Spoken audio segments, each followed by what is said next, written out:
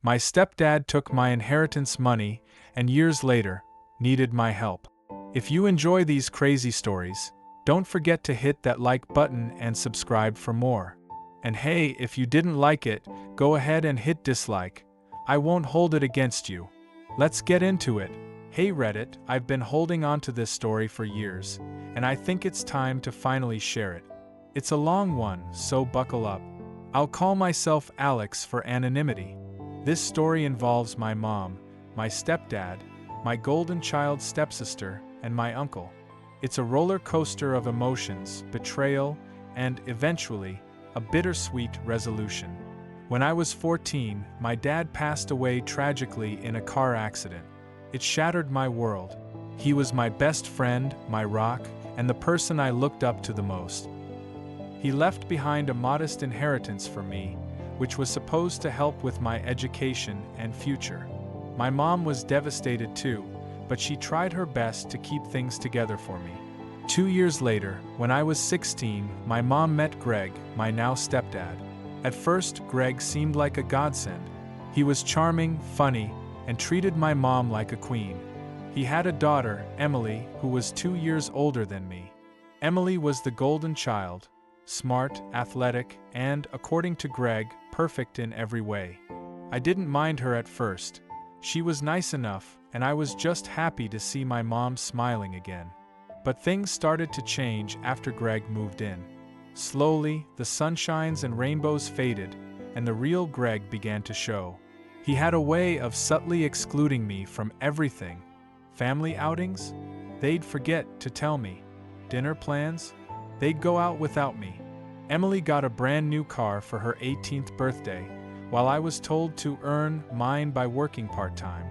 My mom, who used to be my biggest advocate, started turning a blind eye to it all. She'd say things like, "Greg's just trying to bond with Emily," or "Don't be so sensitive, Alex." I was never part of his plan. In fact, I was an inconvenience. When he married my mother, I was already in the picture, a constant reminder of the life she had before him.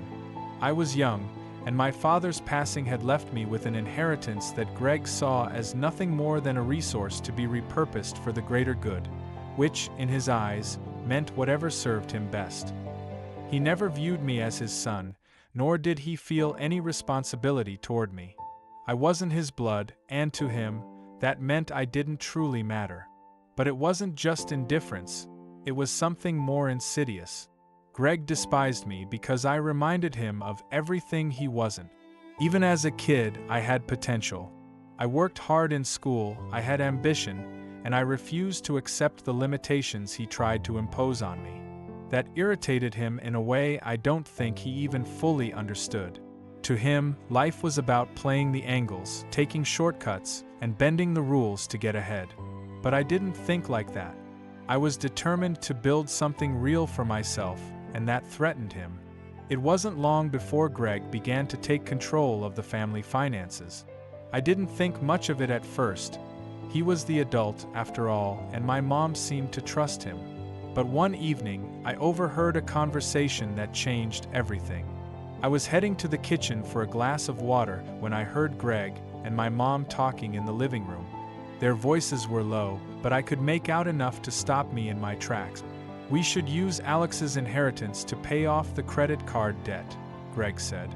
"It's just sitting there, and it's not like he's going to need it anytime soon. Besides, it's for the good of the family." My heart sank. That money was supposed to be mine. My dad had left it for my future. I waited for my mom to object, to stand up for me like she used to. But instead, she hesitated and then said, "I guess you're right. It would help us get back on track." I couldn't believe what I was hearing. I stormed into the room, my hands shaking. "You're talking about my money," I said, my voice trembling. "Dad left that for me, not for you to pay off your debts." Greg looked up, unfazed. "Alex, you're too young to understand how the world works," he said, his tone condescending. "This is for the good of the family. You'll thank us later." "Thank you," I shouted. "That money was supposed to help me with college, with my future. You can't just take it." My mom looked uncomfortable, But she didn't say a word in my defense. Instead, she said, "Alex, Greg knows what he's doing. We're a family now, and families help each other." I felt like I'd been punched in the gut. My mom, the person who was supposed to protect me, was siding with Greg. I turned and ran to my room, slamming the door behind me. That night, I cried myself to sleep, feeling more alone than ever. The favoritism toward Emily only got worse after that. Greg made no effort to hide the fact that she was his priority. Emily got everything she wanted: designer clothes, the latest gadgets, and even a brand new car for her 18th birthday. It wasn't just the material things, though.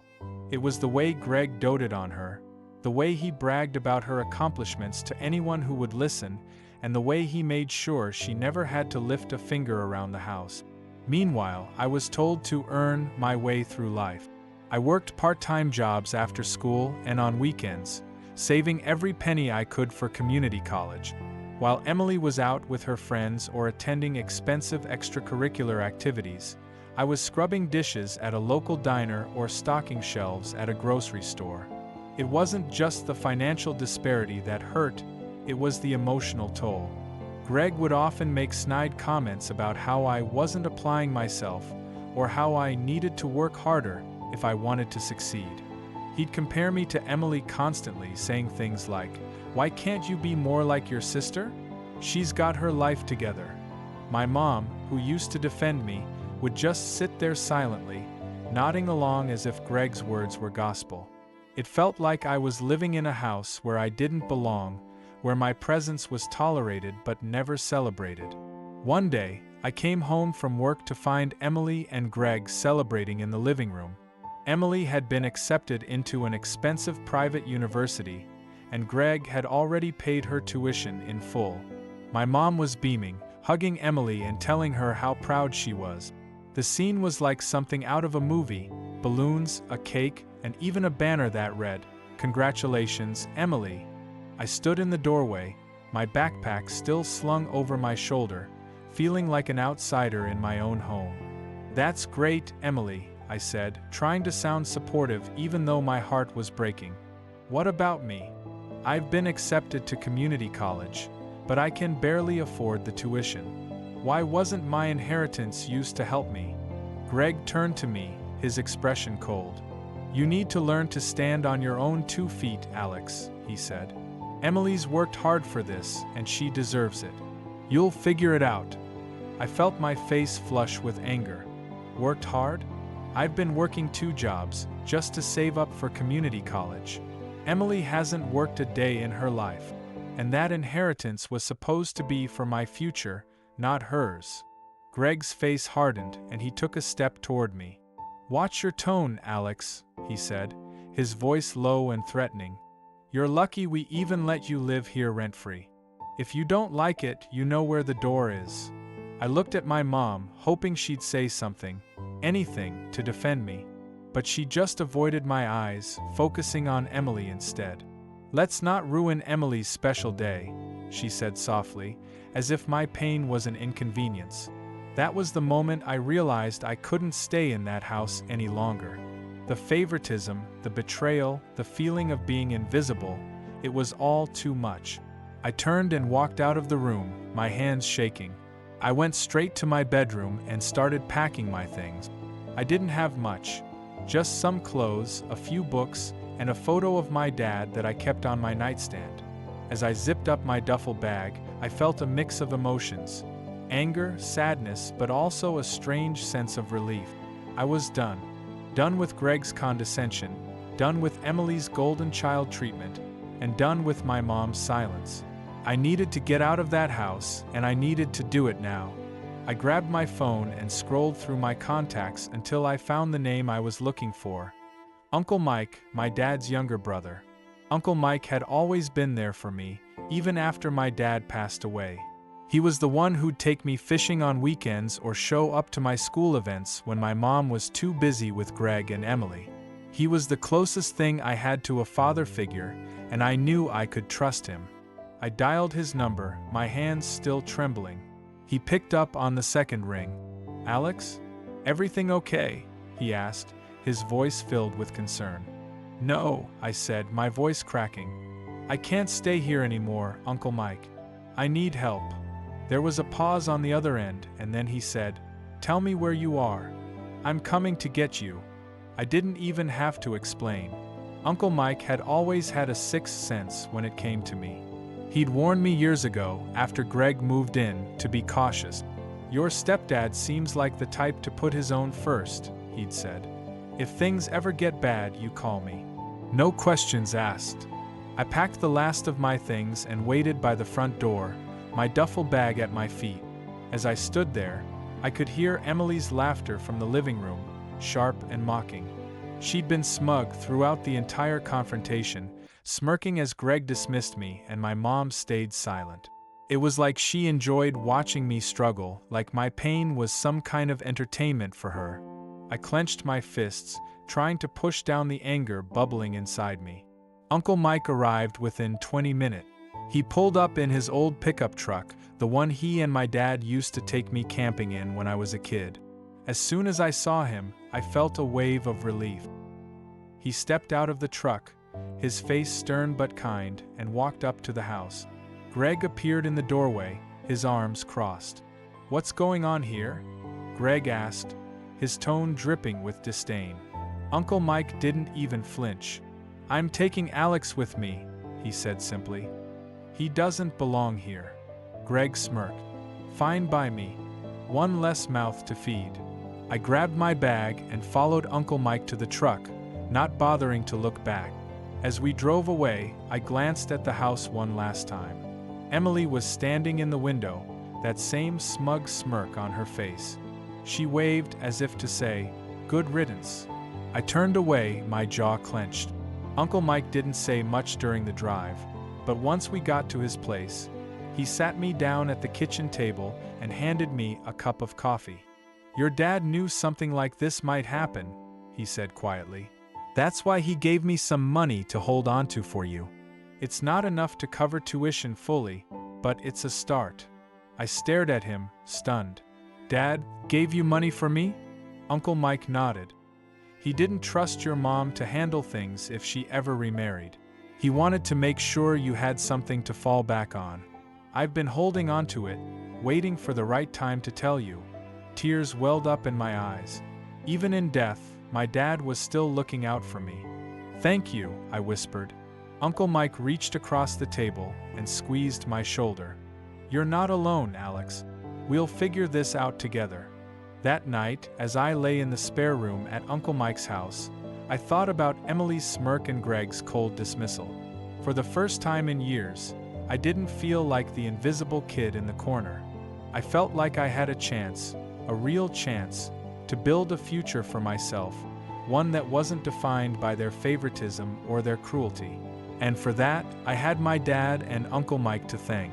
After moving in with Uncle Mike, I threw myself into preparing for college. It wasn't easy. Community college wasn't as expensive as the private university Emily was attending, but it still cost more than I could afford on my own. I worked 2 part-time jobs, one at the diner where I scrubbed dishes and bus tables, and another at a retail store where I stocked shelves and dealt with cranky customers. On top of that, I started doing side hustles, selling old stuff online, doing odd jobs for neighbors, and even tutoring high school kids in math. Every dollar I earned went into a savings account labeled Future. Uncle Mike wasn't rich by any means. He worked as a mechanic at a local garage and lived in a modest house that always smelled faintly of motor oil. But he did everything he could to help me. When I needed textbooks for my first semester, he surprised me by handing me a stack of used ones he'd bought online. "I know they're not brand new," he said, "but they'll get the job done." I could tell he'd spent more than he could afford, but he waved off my thanks, saying, "Your dad would have done the same." Food was another struggle. I tried to live as cheaply as possible, surviving on ramen noodles and peanut butter sandwiches. But Uncle Mike wouldn't have it. He'd show up at my tiny apartment, which I shared with 2 other guys, with bags of groceries. Real food like chicken, rice, and vegetables. "You can't study on an empty stomach," he'd say, refusing to let me pay him back. The biggest help came when my old car, a beat-up hand-me-down from my mom, finally gave out. I needed a car to get to work and school, but I didn't have the credit or the money to buy one. Uncle Mike stepped in again. He found a cheap, reliable used car and co-signed a loan for me so I could buy it. It wasn't much to look at, a 10-year-old sedan with a dent in the door, but it ran, and that was all that mattered. "It'll get you where you need to go," he said, patting the hood like it was a prized possession. Balancing work, school, and life was exhausting. There were days when I felt like I was drowning, pulling all-nighters to finish assignments after a double shift, or skipping meals because I couldn't afford to eat. But every time I felt like giving up, I'd think about my dad and how hard he worked to provide for me. I'd think about Uncle Mike, who was sacrificing so much to help me succeed. And I'd think about Greg and Emily, and how they'd written me off as someone who'd never amount to anything. That kept me going. College itself was a grind. I wasn't the smartest kid in class, and I didn't have the luxury of focusing solely on my studies like some of my peers. But I worked harder than anyone I knew. I took extra classes during the summer to graduate faster, and I networked with professors and classmates to find opportunities. Slowly but surely, I started to see progress. I got a scholarship that covered part of my tuition, and I landed an internship that paid better than my part-time jobs. Uncle Mike was my biggest cheerleader through it all. He'd call me every week to check in, and he'd always end the conversation with, "Your dad would be proud of you, kid." Those words meant more to me than he'll ever know. When graduation day finally arrived, I was a mix of emotions. Proud of how far I'd come, but also nervous. I'd sent invitations to my mom, Greg, and even Emily, hoping that maybe, just maybe, they'd show up to support me. But deep down, I knew better. The day came, and as I stood in my cap and gown, scanning the crowd, I didn't see them. Not my mom, not Greg, not Emily. The only face I recognized was Uncle Mike's, sitting in the third row, holding a small bouquet of flowers and grinning from ear to ear. After the ceremony, I called my mom. She answered, her tone casual, as if it were any other day. "Hey Alex," she said. "Did you get my invitation?" I asked, trying to keep my voice steady. "Oh yeah," she said, sounding distracted. "We just got busy. You know how it is. Emily had a thing, and Greg had work. You should have reminded us." I clenched my phone tighter, my heart sinking. "I did remind you. Multiple times." She sighed. "Well, it's not like you made a big deal about it. If it was so important, you should have made sure we were there." I couldn't believe what I was hearing. After everything, after all the years of being ignored, after all the sacrifices I'd made to get to this point, they couldn't even show up for me. And instead of apologizing, she blamed me. I hung up without another word, feeling a mix of anger and sadness. Uncle Mike found me a few minutes later, still standing there in my cap and gown, clutching my diploma. He didn't say much, just handed me the flowers and pulled me into a hug. "I'm proud of you, kid," he said, his voice thick with emotion. "Your dad would be too." That moment meant more to me than any apology or excuse my mom could have given. Uncle Mike had been there for me every step of the way, and he was the only one who showed up when it mattered most. As we walked to his truck, I realized that I didn't need my mom, Greg, or Emily to validate my success. I had Uncle Mike, and that was enough. By the time I graduated, I had a degree, a decent job lined up, and a sense of pride I'd never felt before. I'd done it, not because of Greg or my mom or Emily, but in spite of them. And I owed so much of it to Uncle Mike, who had been my rock when I needed it most. After graduation, I hit the ground running. I didn't have the luxury of taking a break or waiting for the perfect job to fall into my lap. I needed to start earning immediately, so I took the first decent offer I got, a junior analyst position at a small consulting firm. It wasn't glamorous, and the pay was barely enough to cover my rent and student loans, but it was a foot in the door. I told myself it was just the beginning, a stepping stone to something better. The job was grueling. long hours, endless spreadsheets, and clients who seemed to change their minds every other day. But I threw myself into it, determined to prove myself. I volunteered for every project, even the ones no one else wanted. I stayed late to learn new skills like data visualization and coding, and I networked relentlessly, attending industry events and connecting with people on LinkedIn. Slowly but surely, I started to build a reputation as someone who could get things done. After a year, I landed a better-paying job at a mid-sized tech company. It was a step up, but it came with its own challenges. The pace was faster, the expectations higher, and the competition fiercer. I worked on a variety of projects, from streamlining internal processes to helping develop new software tools. I wasn't the most experienced person on the team, but I made up for it with hustle and creativity. I'd stay up late brainstorming ideas, then come in early to pitch them to my boss. Some of my ideas flopped, but a few caught on, and I started to gain recognition within the company. Over the next few years, I hopped from job to job, each time moving up the ladder and increasing my salary. I worked at a marketing agency, where I helped launch a successful campaign for a major client. I spent a year at a fintech startup, where I learned the ins and outs of fundraising and investor relations. And I even did a stint at a nonprofit, where I helped develop a program that used data analytics to improve outcomes for underserved communities. Each job taught me something new and added another layer to my skill set.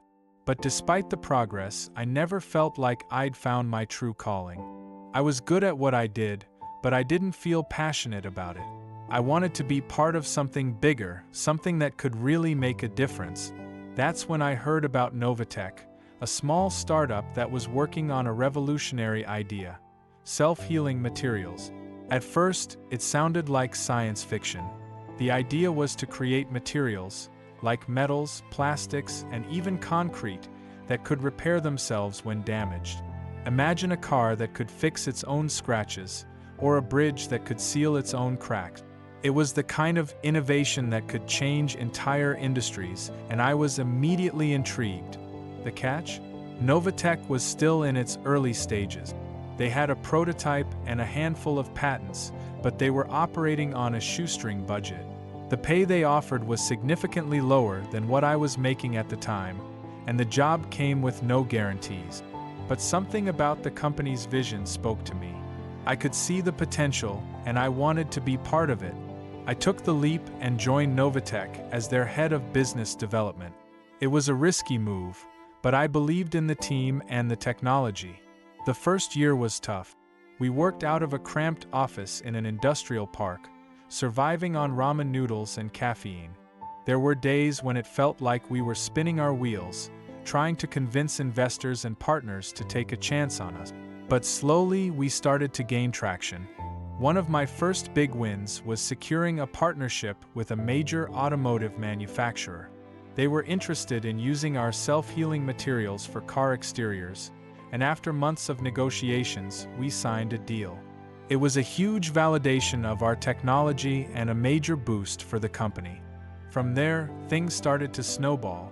We landed more partnerships, won a few industry awards, and started to attract attention from the media. But the real turning point came 3 years in, when we closed our series, a funding round. I'll never forget the day we got the news. We'd been pitching to investors for months, and it felt like we were hitting wall after wall. Then, out of the blue, one of the biggest venture capital firms in the country offered us $200 million. It was more than we'd ever dreamed of. The funding was a game changer. Suddenly, we had the resources to scale up our operations, hire top talent, and accelerate our R&D. We moved into a shiny new office, complete with a state-of-the-art lab and a fully stocked kitchen. We started working on new applications for our technology, from self-healing electronics to biodegradable plastic. And we began to attract attention from some of the biggest names in tech and manufacturing. For me, the success was bittersweet. On one hand, I was thrilled to see the company I'd helped build achieve so much. On the other hand, it was hard not to think about the people who doubted me along the way, Greg, Emily, and even my mom. I wondered if they'd heard about Novoteka's success, and if they realized how far I'd come. A few months after Novoteka's series of funding made headlines, I started getting messages from people I hadn't heard from in years. Old classmates, distant relatives, even a few former coworkers. All of them reaching out to congratulate me or, in some cases, subtly ask for favors. I didn't mind most of it. It was flattering, in a way, to know that people were paying attention. But there was one message I wasn't prepared for, a text from Greg. It was late on a Friday night, and I was winding down after a long week when my phone buzzed. I glanced at the screen and froze. The message was short and to the point. "Hey Alex, it's Greg. Been a while. Can we talk?" My first instinct was to ignore it. Greg hadn't reached out to me in years, not even when I'd graduated or when Novotek started gaining traction. Why now? But curiosity got the better of me, and after a few minutes of staring at my phone, I replied, "Sure. What's up?" He called almost immediately. His voice was warm, almost too friendly, and it set off alarm bells in my head. "Alex, it's good to hear from you," he said. "I've been following your success. Really impressive stuff." "Thanks," I said cautiously. "What's going on, Greg?" There was a pause, and then he sighed. "Look, I know we haven't always seen eye to eye, and I'll admit I haven't been the best stepfather to you. But I've been doing a lot of thinking lately, and I want to make things right. I'd like to reconcile, if you're open to it." I didn't know what to say. Part of me wanted to believe him, to think that maybe he'd had a change of heart. But another part of me, the part that remembered all the times he'd dismissed me, favored Emily, and taken what wasn't his, was skeptical. "Reconciliao?" I asked. "Well," he said, his tone shifting slightly, "I've hit a bit of a rough patch. Some of my business ventures haven't panned out, and I'm in a tight spot financially. I was hoping you might be able to help me out. Just a loan, nothing crazy. I'd pay you back, of course." And there it was, the real reason he'd reached out. It wasn't about reconciling or making amends. It was about money. I felt a surge of anger, but I kept my voice calm. "You want me to lend you money?" "Just enough to get me back on my feet," he said quickly. "You're doing so well, Alex, and I'm really proud of you. I just need a little help, that's all." I took a deep breath, trying to keep my emotions in check. "Greg, do you remember when I needed help? When I was working 2 jobs, just to pay for community college. When I asked why my inheritance wasn't used to help me, you told me to stand on my own 2 feet. Remember that?" There was a long silence on the other end of the line. "Alex, that was a long time ago," he said finally. "I was trying to teach you responsibility. I didn't mean to." "No," I interrupted. "You meant it. You made it very clear that I wasn't a priority. And now that the tables have turned, you're coming to me for help? That's not how this works." Greg's tone shifted, becoming more defensive. "I'm not asking for much, Alex. Just a little help. We're family, after all." "Family?" I laughed, but there was no humor in it. "You didn't treat me like family when it mattered. You took my inheritance, you favored Emily, and you made sure I knew I didn't belong. So no, Greg, I'm not going to lend you money. If you need help, ask Emily. She's your daughter, after all." There was another pause, and when Greg spoke again, his voice was cold. "I see how it is. You've got all this success, and you can't even help out the people who raised you. Some things never change." "You're right," I said. "Some things don't change. Like the fact that you only care about me when it's convenient for you. Goodbye, Greg."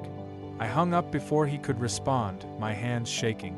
It wasn't just anger I felt, it was relief. For years, I'd carried the weight of their rejection, their favoritism, their indifference. But in that moment, I realized I didn't owe them anything. Not my time, not my money, not even my forgiveness. I thought about calling Uncle Mike to tell him what had happened, but I decided against it. He'd been there for me through everything, and I didn't want to burden him with this. Instead, I poured myself a glass of wine and sat by the window, looking out at the city lights. I thought about how far I'd come, from the kid who'd been told he'd never amount to anything to the person I was now, someone who'd built a life on my own terms. The next morning, I woke up feeling lighter than I had in years. I didn't hear from Greg again, and I didn't expect to. But a few weeks later, I got a text from Emily. It was short and to the point. I heard you talk to Dad. He's upset, but I get it. You don't owe us anything. Take care, Alex. A few weeks passed, and I settled back into my routine, but Greg's call lingered in the back of my mind like an old scar that occasionally ached in bad weather. I told myself I was done with him, done with the past, but something about that conversation wouldn't let me go. Maybe it was the way he shifted from warmth to bitterness the second I said no. Maybe it was the fact that, deep down, a part of me still wanted an explanation, why he had treated me the way he did, why my mother let it happen, why he was suddenly so desperate. Life didn't slow down for my unresolved emotions, though. Novatech was thriving, and I threw myself into the work. Investors, expansion plans, hiring the right people, everything was moving fast, just the way I liked it. But outside of work, my world was quieter than I wanted to admit.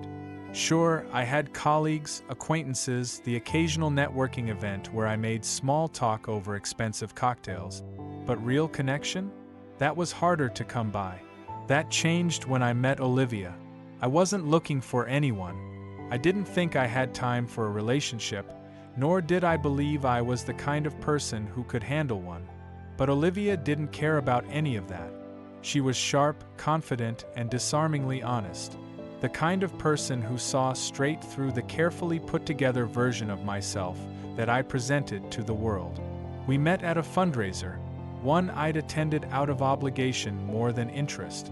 She worked in nonprofit law, passionate about advocacy and holding people accountable. "So you're the genius behind Novatech," she said, swirling her drink as she studied me. "I've heard a lot about you. Hopefully good things." "A mix," she said, smirking. "But I like forming my own opinions."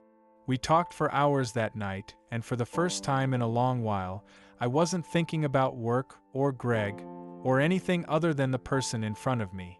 She challenged me, made me laugh, made me uncomfortable in the best possible way. Before I knew it, she was part of my life, and I realized how much I had been missing. But Olivia also had a way of pushing me to face things I would have rather buried. "You've got unresolved stuff," she said one night as we sat on my balcony, city lights stretching out before us. "You think you're past it, but you're still carrying it." I wanted to argue, but she was right. Greg wasn't the problem. Not really. He was just the last remaining thread in a web of resentment and hurt that I'd never fully untangled. And, as if the universe had been waiting for me to acknowledge that, Greg forced his way back into my life yet again. It started with a call from my lawyer. Greg had done more than mismanage my inheritance. He had outright stolen a portion of it, not just using it for himself, but moving money around in ways that could land him in serious legal trouble. If I pursued it, I had a solid case against him. "Are you willing to take this to court?" my lawyer asked. I didn't answer right away. Part of me wanted to let it go. What was the point? I didn't need the money. I'd built something bigger than what he had taken from me. But another part of me, the part that still remembered scraping by while Greg lived comfortably, wanted justice. Not revenge, not pettiness, just justice. Olivia didn't tell me what to do, but she did make me see the bigger picture. This isn't just about the money. It's about standing up for yourself, for the kid you used to be. So I moved forward. The lawsuit was messy, dredging up family history I wanted to leave behind, but for the first time, I was confronting it on my terms. Greg tried to guilt me, then intimidate me, then plead with me. It didn't work. I wasn't that kid anymore. And then came the threats. At first, Greg kept up the pretense of trying to reason with me. But when it became clear I wasn't backing down, his messages turned ugly. Late-night voicemails slurred with alcohol, warning me that I was making a big mistake. emails accusing me of betraying the family, of being heartless, of letting money ruin me. And then, the more unsettling ones, implied threats, suggestions that I should watch my back. I saved everything, every text, every voicemail, every email. I didn't respond, and I didn't flinch. I wasn't afraid of him anymore, but I wasn't stupid either. I hired extra security for my home and office, just in case. Then Emily joined in. At first, she played the peacemaker, sending messages trying to convince me to reconsider and be the bigger person. When I ignored her, she got nastier. She started posting cryptic messages on social media about how some people forget where they come from and family should always come first. It didn't take long for those vague posts to turn into outright lies. Emily and my mother spread misinformation about me all over social media. According to them, I was greedy, vindictive, trying to destroy my own family for no reason. They claimed I was lying about the inheritance, that Greg had sacrificed so much for me, and that I was an ungrateful, selfish son who had turned his back on the people who raised him. They even hinted that I had fabricated the entire lawsuit out of spite. People I barely knew started messaging me, some siding with them, others just wanting the drama-filled details. Old acquaintances from high school suddenly had opinions about my character. Business contacts subtly asked if everything was okay. The worst part? Some of it worked. There were whispers in professional circles, questions about my integrity. Olivia was furious. They're trying to manipulate you the same way they always have, except now they're doing it publicly. I knew she was right, but it still stung. No matter how much I had accomplished, part of me still craved the thing I had never gotten from them: validation. But their smear campaign only reinforced what I already knew. There was no reconciliation to be had. So I did what they never expected. I ignored them. I refused to engage in their games. I let my lawyers handle the legal side, and I lived my life. The noise eventually died down, as all scandals do when there's no fuel to keep them burning. Greg lost in court, and with that, their influence over me ended. Through it all, Olivia stood by me. She saw me at my worst, frustrated, exhausted, grappling with old wounds I thought had healed. And she never wavered. Instead, she reminded me that moving forward didn't mean erasing the past, but learning from it. The lawsuit ended in my favor. Greg lost more than just money. He lost the ability to manipulate me, to hold any power over me. The harassment campaign didn't stop after Greg lost in court. If anything, it got worse. At first, I thought they would finally give up. Greg had been exposed for what he was, a liar and a thief. The law was on my side, and I had cut off all communication. But instead of backing down, he doubled down, and Emily and my mother followed right along with him. The messages turned from insults and guilt trips to outright threat. I blocked numbers, changed emails, and even had to restrict who could comment on my social media posts. But the real damage wasn't in the private messages. It was in the public ones. Emily went into full damage control mode, twisting the narrative however she could. According to her, Greg had been unfairly targeted, the lawsuit had been a misunderstanding, and I was the real villain, a power-hungry, greedy traitor who had betrayed the people who raised him. She and my mother flooded social media with sob stories about how they had supported me through everything, and how I had turned on my own family the moment I got rich. They painted Greg as a hard-working man who had made a few mistakes but always had the family's best interests at heart. My mother made sure to chime in, talking about how devastated she was that her son had chosen money over love. It was calculated, manipulative, and worst of all, it worked for a while. Some people believed them. Former family friends, distant relatives, and even a handful of people from my past started commenting on their posts, offering support and sympathy. The narrative was simple. I was the ungrateful son, the selfish millionaire who had abandoned the people who had raised him. They ignored the facts. They ignored the court ruling. They ignored everything except the version of the story they wanted to believe. The worst part was seeing some of my business connections hesitate. No one wanted to say it outright, but I could tell. The way certain people spoke to me changed. How they tiptoed around the subject when we met for meetings. Image is everything in business, and the last thing investors want is controversy. Even though I had done nothing wrong, the smear campaign was leaving a stain. I tried to ignore it. I told myself it would pass, that people would see through the lies. But then one night, Olivia sat me down and said, "You can't keep letting them control the narrative." She was right.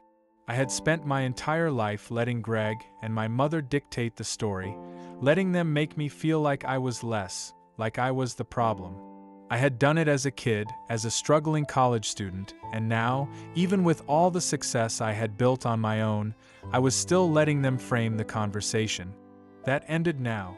I didn't want to be the person who aired family drama in public. I didn't want to stoop to their level.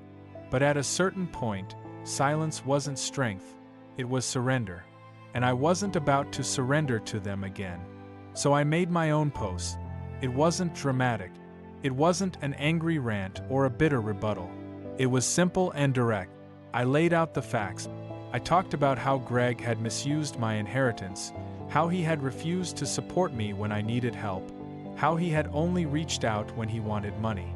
I mentioned the lawsuit, the ruling, and the continued harassment campaign. I posted screenshots, not of the worst messages, but enough to prove my point. And then I ended with this. This is the truth.